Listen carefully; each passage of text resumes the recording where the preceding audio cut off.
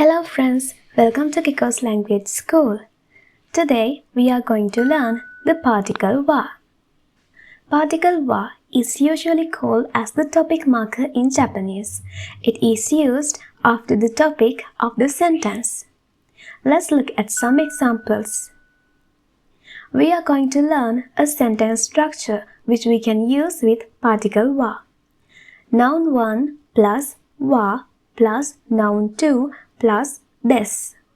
The meaning of this sentence pattern is noun 1 is noun 2. You can say your name using this sentence structure.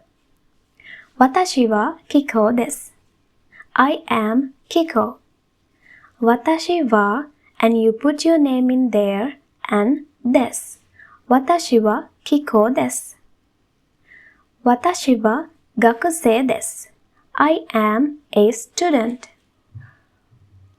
Watashi wa sensei desu. I am a teacher. Haha wa isha desu.